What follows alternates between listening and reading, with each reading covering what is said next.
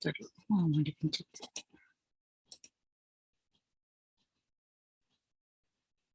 Suaraku masuk nggak? Masuk ya? Masuk.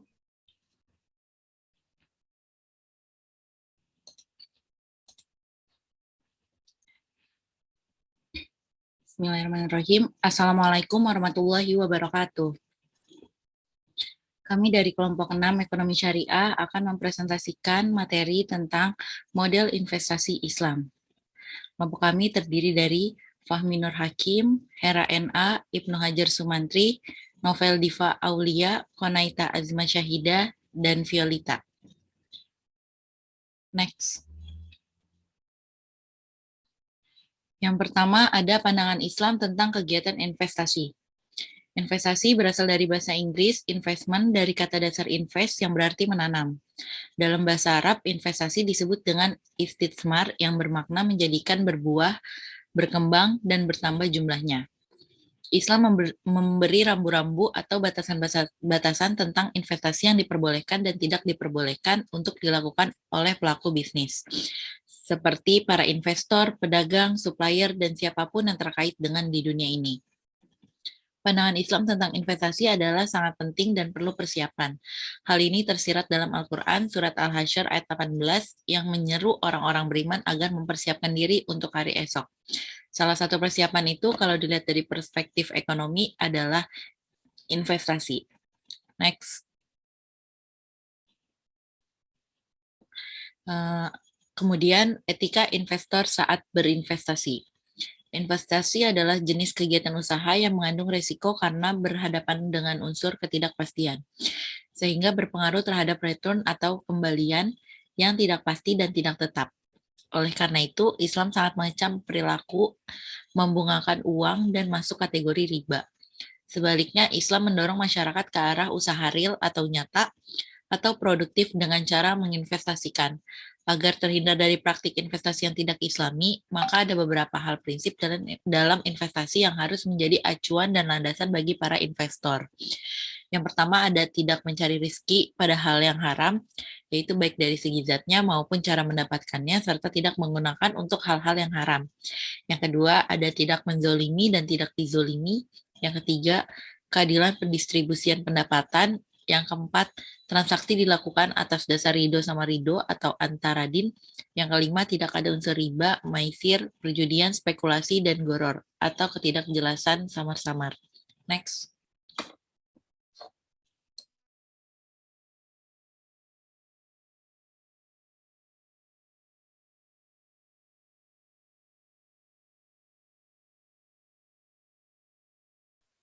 Nah, berikutnya merupakan investasi yang sesuai dengan syariah. Ini kurang lebih hampir sama dengan etika investor, tapi ini juga mungkin pedoman ataupun prinsip-prinsip harus dipegang oleh para investor. Yang pertama itu bermanfaat.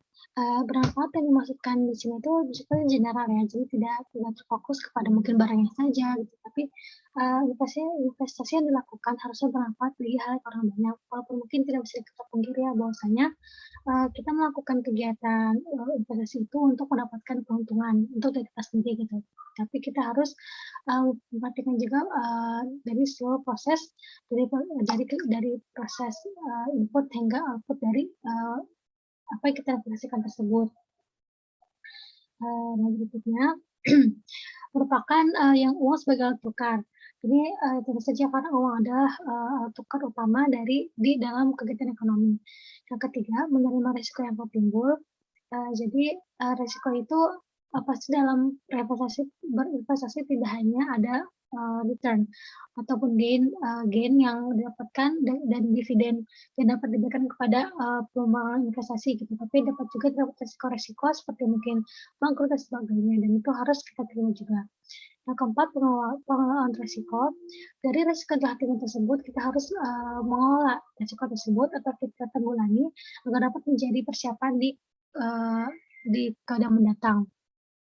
Yang berikutnya merupakan transparansi, di mana dari seluruh kegiatan investasi, dari input dan outputnya diharuskan adanya transparansi, tidak boleh adanya unsur gelap atau sama-sama. Yang terakhir, manajemen berdasarkan prinsip Islam.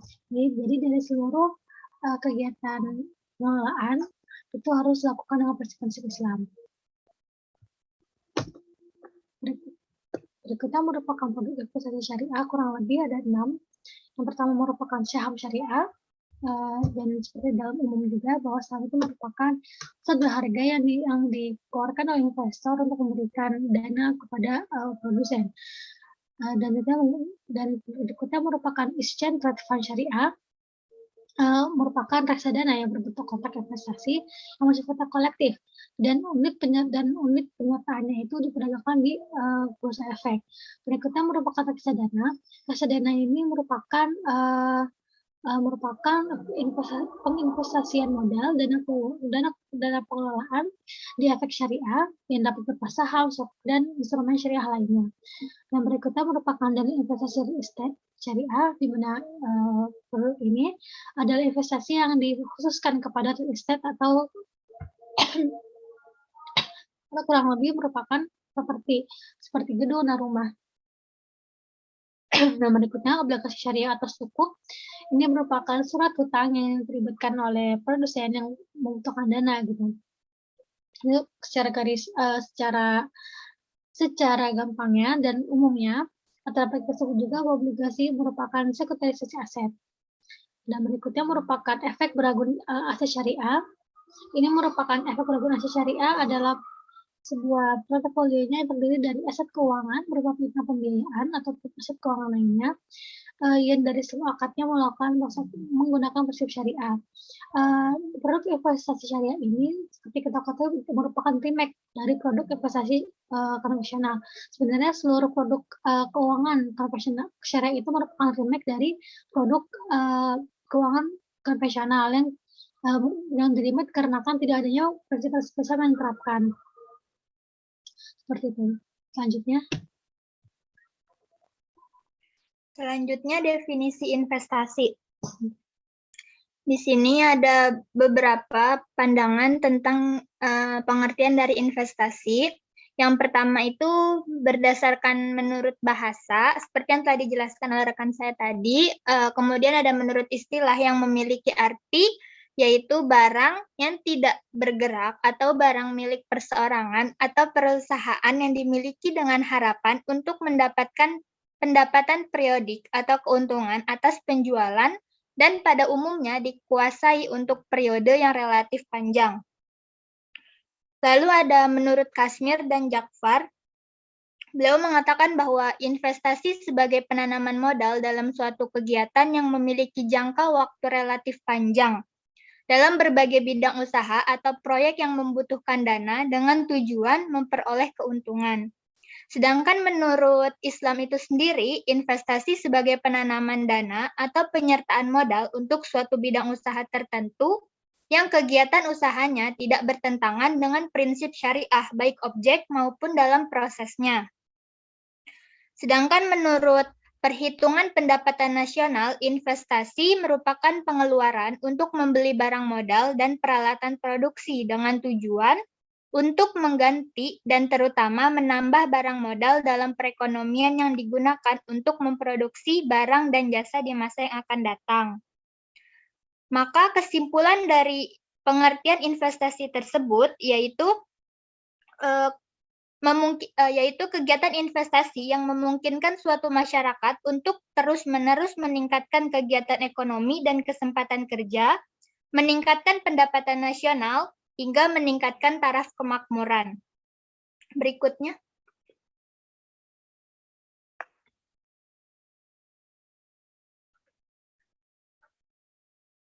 Berikutnya mengenai ruang lingkup dalam investasi. Di sini ada 4 aspek. Yang pertama ada aspek kehalalan, di mana aspek kehalalan ini sebagai bentuk investasi yang harus terhindar dari bidang maupun prosedur yang subhat atau haram. Lalu ada aspek material atau finansial, di mana investasi ini hendaknya harus menghasilkan manfaat finansial yang kompetitif dibandingkan dengan bentuk investasi lainnya. Lalu ada aspek sosial dan lingkungan, di mana investasi ini hendaknya memberikan kontribusi positif bagi masyarakat banyak dan lingkungan sekitar untuk generasi yang saat ini maupun generasi yang akan datang. Lalu yang terakhir ada aspek pengharapan kepada ridho Allah Subhanahu wa Ta'ala, di mana pada aspek ini investasinya dipilih dalam investasinya untuk mencapai ridho Allah Subhanahu wa Ta'ala. Aspek-aspek yang dimiliki dalam berinvestasi tersebut berdasarkan perspektif Islam, di mana aspek ini digunakan untuk mengetahui apakah investasi tersebut bertentangan atau tidak bertentangan dengan syariat dalam Islam. Karena investasi yang diakui dalam hukum positif belum tentu diakui dalam syariat Islam. Selanjutnya,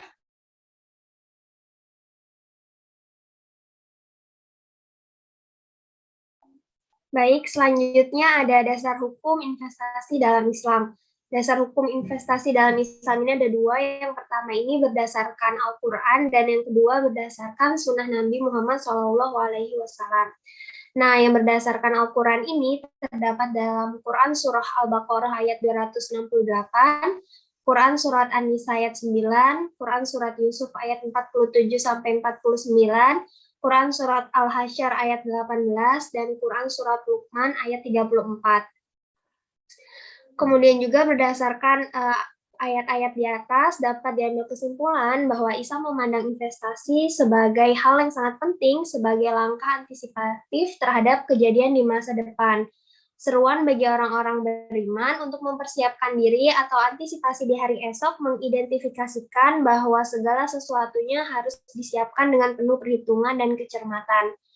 Nah, dalam perspektif ekonomi, hari esok dalam ayat-ayat tersebut bisa dikatakan sebagai masa depan atau future. Nah, yang kedua ini berdasarkan Sunnah Nabi Muhammad SAW.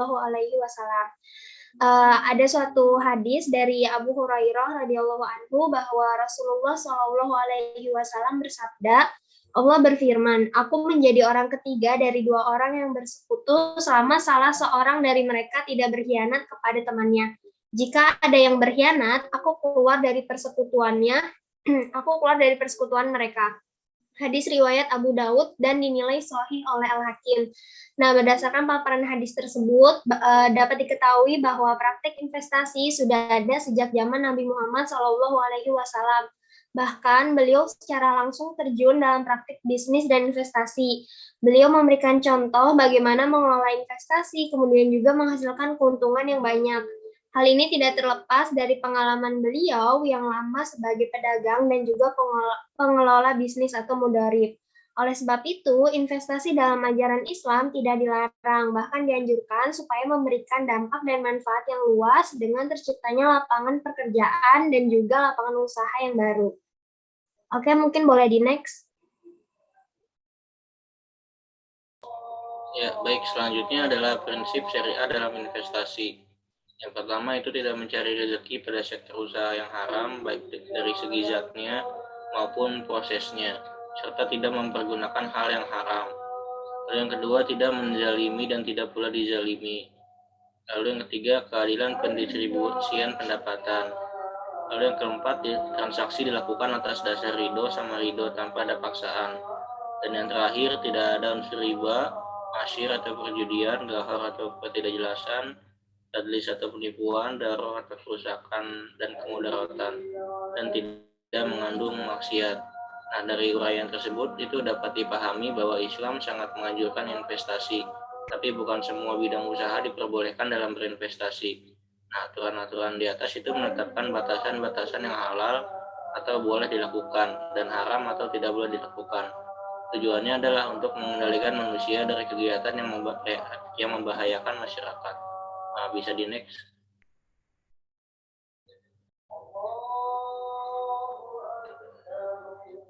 Nah, selanjutnya adalah akad-akad syariah dalam investasi. Yang pertama itu adalah akad musyarakah atau syirkah, yaitu perjanjian kerjasama antara dua pihak atau lebih dengan cara menyertakan modal baik dalam bentuk uang maupun bentuk aset lainnya untuk melakukan suatu usaha. Dan yang kedua ada mudharabah, yaitu perjanjian kerjasama antara pemilik modal dan pihak pengelola usaha dengan cara pemilik modal menyerahkan modal dan pengelola usaha mengelola modal tersebut dalam suatu usaha. Yang ketiga ada ijarah, yaitu perjanjian antara pihak pemberi sewa dan pihak menyewa untuk memindahkan hak guna atas suatu objek ijarah yang dapat berupa manfaat barang atau jasa dalam waktu tertentu dengan pembayaran sewa atau upah tanpa diikuti dengan pemindahan kepemilikan objek ijarah itu sendiri. Bisa di next. Lalu yang keempat ada kafala, adalah perjanjian antara pihak penjamin dan pihak yang dijamin untuk menjamin kewajiban pihak yang dijamin kepada pihak lain. Lalu yang terakhir ada wakalah, adalah perjanjian antara pihak pemberi kuasa dan pihak penerima kuasa dengan cara pihak pemberi kuasa memberikan kuasa kepada pihak penerima kuasa untuk melakukan tindakan atau perbuatan tertentu. Tentunya akad dalam dunia investasi tidak terbatas pada akad yang dipaparkan di atas. Namun masih banyak lagi akad yang dapat diimplementasikan pada sektor bisnis dan investasi. Terlebih saat ini perkembangan zaman sudah begitu cepat, khususnya dalam sektor investasi. Nah, munculnya produk-produk baru di dunia bisnis itu harus mendorong para pemangku kepentingan untuk terus berinovasi dan mengkreasi desain akad-akad syariah agar sesuai dengan kebutuhan dan kondisi zaman. Nah, bisa di next.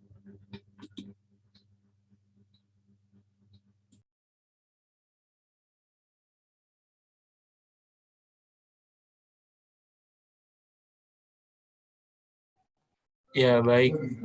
Selanjutnya, spekulasi dan risiko dalam investasi syariah. Dalam Islam, investasi merupakan kegiatan muamalah yang dianjurkan, alias kegiatan antara manusia dengan manusia lainnya, karena dapat membuat harta kita yang dimiliki menjadi lebih produktif dan mendatangkan manfaat bagi orang banyak.